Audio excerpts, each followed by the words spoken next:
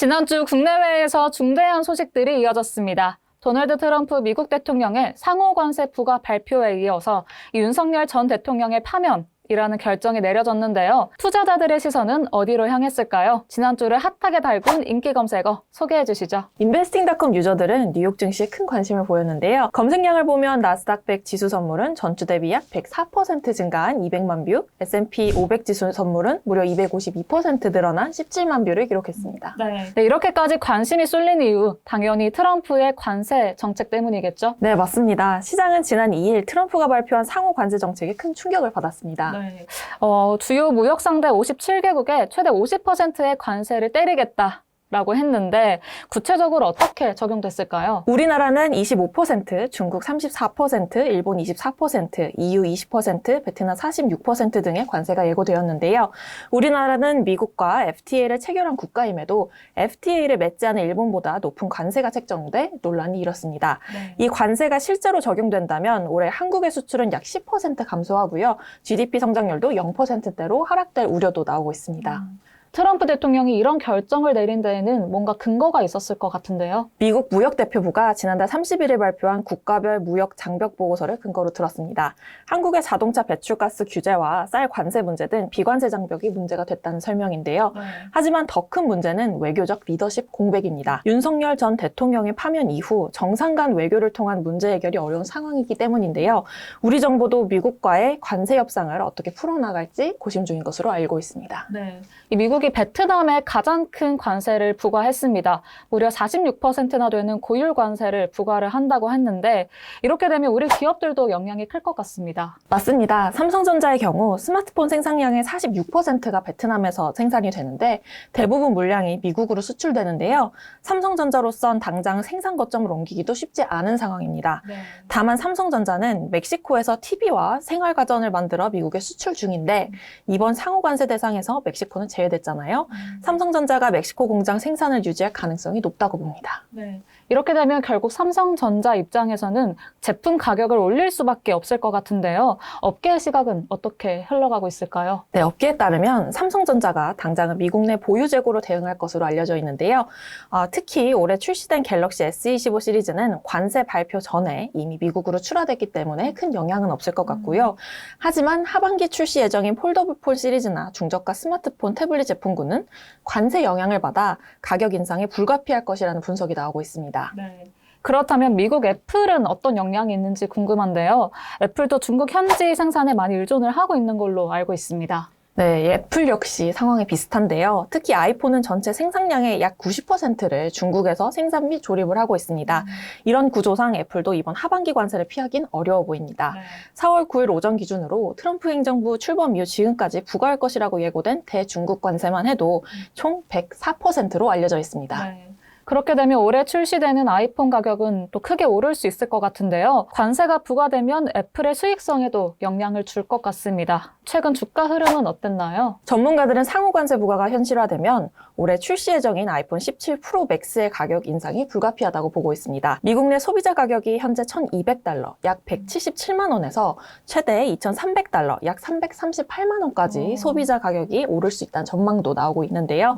가격 인상은 결국 판매 감소로 이어질 수밖에 없죠. 그래서일까요? 애플의 주가는 한 달간 24%나 하락했다고 합니다. 참 이 트럼프 대통령의 관세 정책으로 전 세계가 큰 충격에 빠진 상태입니다. 근데 요즘 경기 침체와 물가 상승이 동시에 나타나는 현상이죠. 스태그플레이션 우려가 커지고 있다고 들었습니다. 맞습니다. 갑작스러운 관세 조치는 글로벌 공급망을 흔들고 인플레이션을 자극하는 동시에 경기 침체 가능성까지 키우고 있습니다. 펄 그레이 주식 리서치 보고서에 따르면 트럼프의 보호무역 기조는 소비 심리를 위축시킬 수 있고 미국 경제가 하반기 성장 국면이라는 점을 감안하면 경기 둔화 위험이 커졌다고 지적했습니다. 골드만삭스는 미국의 경기 침체 가능성을 35%로 전망했고 오크우프 인베스트먼트는 미국의 높은 수입 의존도를 감안할 때 달러 약세가 불가피하다고 보고 있는데요.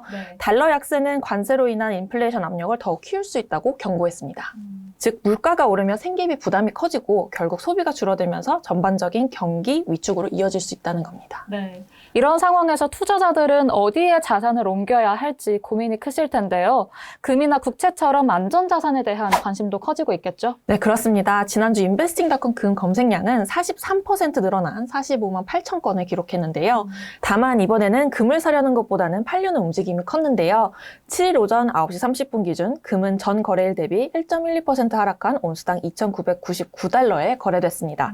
미국의 상호 관세 발표로 경기 침체 우려가 커지면서 단기 현금 확보를 위한 금 매도세가 나온 것으로 풀이가 되는데요. 업계에서는 일시적인 조정으로 보고 오히려 저가 매수 기회로 받아들이는 분위기도 있습니다. UBS는 금 수요가 여전히 견조하며 지정학적 위험과 인플레이션에 대한 해지 수단 기능을 계속 수행할 것으로 전망했습니다. 석유도 지정학적 리스크 대응 자산으로 주목을 받고 있는데요. 연말까지 배럴당 80달러 선까지 오를 가능성이 있다는 분석도 있고요. 국채 역시 마찬가지입니다. 인플레이션과 경기 침체 우려로 인해 투자자들이 위험 자산에서 국채로 이동하고 있습니다. 국채 가격은 오르고 수익률은 하락하는 흐름이 이어지고 있습니다. 네, 하루빨리 이런 상황이 마무리됐으면 좋겠습니다. 트럼프 대통령의 관세 카드에는 숨겨진 의도가 또 있다고 들었습니다. 네, 업계에선 이번 관세 전쟁이 미 연준을 압박해 금리 인하로 유도하려는 전략이라는 분석도 나오는데요. 올해 미국은 7조 달러 이상의 부채를 재융자해야 하는데 금리가 낮아지면 미국 정부의 재정 부담이 완화되기 때문입니다. 트럼프 대통령이 1987년 출간한 거래의 기술에서도 협상을 유리하게 끌고 가려면 먼저 우위를 점해야 한다고 말한 적이 있습니다. 네. 이번 조치도 이런 전략적 포석이라는 해석이 나오는 배경입니다. 역시 사업가다운 접근인데요. 요즘 전 세계적으로 불확실성이 커지고 있는데 우리나라에선 한 가지 불확실성이 일단 정리가 됐습니다. 네, 지난 4일이죠. 헌재가 윤석열 전 대통령에 대한 파면 결정을 내리면서 국내 정치에 대한 불확실성은 일정 부분 해소가 됐습니다. 선고 당일에 국내 시장은 어땠는지 한번 짚어주시죠. 네, 지난 4일 환율은 32.9원 떨어진 1,434원대로 장을 마쳤습니다. 코스피 지수는 탄핵 심판 선고가 시작되자마자 상승 전환했다가 파면 선고 후 약세로 돌아섰는데요. 여기에 뉴욕 증시 급락 여파로 외국인 매도세가 강해지며 하락세를 이어갔습니다. 반면 코스닥은 상승 마감했는데요. 코스닥은 개인과 기관의 순매수가 외국인 매도보다 높아 상승을 이끌었습니다. 네, 여전히 시장이 변동성도 크고 불확실성이 큰 상황인데요. 지난 7일엔 사이드카까지 발동됐다고요? 트럼프 행정부의 상호관세 부과 발표로 전 세계 증시가 급락하는 가운데 코스피 지수가 7일 4% 넘게 급락해 2,350선으로 떨어졌는데요. 코스피 지수가 급락하면서 이날 오전 호가 일시 효력 정지, 즉 사이드카가 발동됐습니다. 사이드카는 코스피 200 선물 지수가 5% 이상 상승 또는 하락해 1분간 지속되는 경우 발동이 되는데요. 코스피에서 사이드카가 발동된 건 지난해 8월 이후 처음입니다. 네, 환율은 다시 오르고 있다고 하더라고요. 지난 4일 윤 전 대통령 파면 결정으로 원달러 환율이 30원 넘게 급락했다가 미중 무역 갈등이 재점화되면서 다시 급등세로 전환됐습니다. 외국인 투자자들이 국내 주식을 대거 팔아치우면서 환율 상승 압력을 키웠고 원엔 환율도 100엔당 1,007원까지 오르며 2023년 이후 최고치를 경신했는데요.